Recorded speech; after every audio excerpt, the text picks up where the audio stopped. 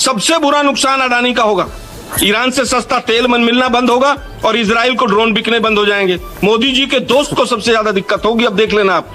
अस्सलाम वालेकुम दोस्तों, पड़ोसी मुल्क इंडिया के प्राइम मिनिस्टर मोदी की ऐसी बेइज्जती आपने पहले कभी नहीं देखी होगी। उनके अपने लोग मोदी से सवाल कर रहे हैं कि ईरान तो यहाँ बैठकर 2300 किलोमीटर दूर मुल्क से लड़ाई लड़ रहा है और ऐसे लड़ रहा है कि पूरी दुनिया देख रही है, लेकिन मोदी ने पाकिस्तान के हमले के 24 घंटे के अंदर ही अंदर सरेंडर कर दिया था।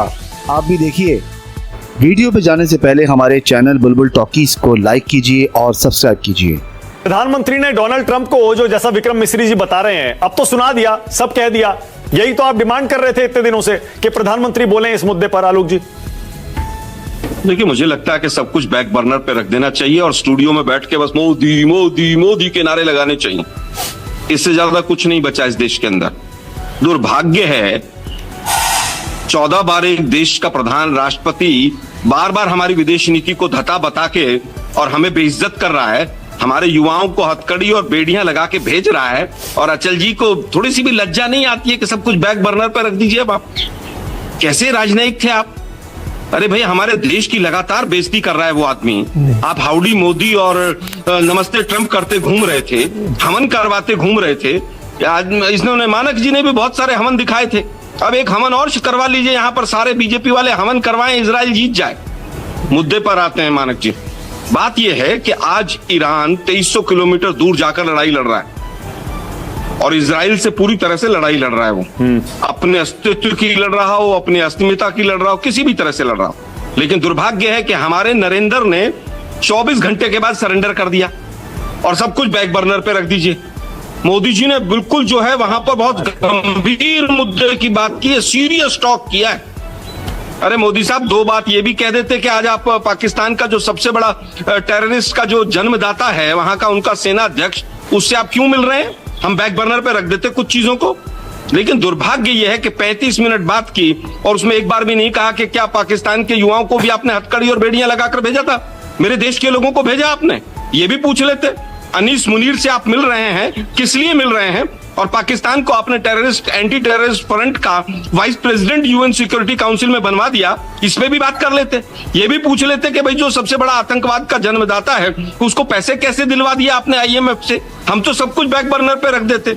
लेकिन दुर्भाग्य ये है कि आज सवाल ये होना चाहिए राष्ट्र की बात में कि मोदी जी ने जो बात की है या G7 में गए हैं, उसका प्रभाव क्या पड़ेगा? क्या किसी पर प्रभाव पड़ेगा?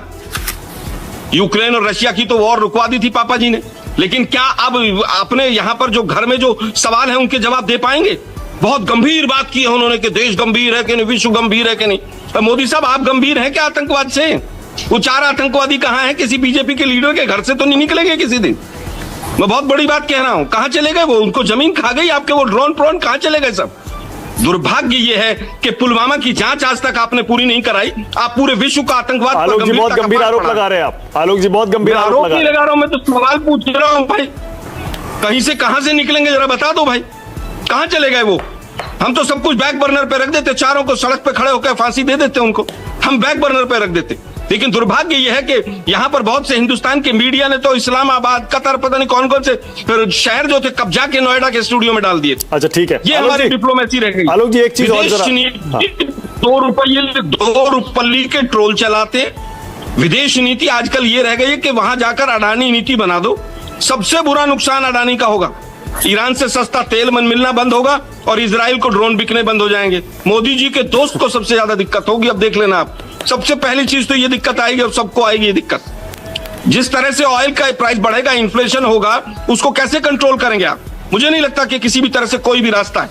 और दुर्भाग्य यह है कि आज भी पूरा हिंदुस्तान का मीडिया पुरानी पिक्चरों को दिखाकर मोदी और ट्रंप की आज भी पूरा पेट भर रहा है जनता का कि साहब देखिए ट्रंप तो पीछे खड़े हुए हैं उनके, ट्रंप आकर खड़े मोदी जी के।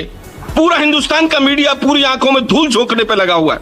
अरे भाई ये बताइए ना, क्या मिला G20 से, क्या मिला G7 से?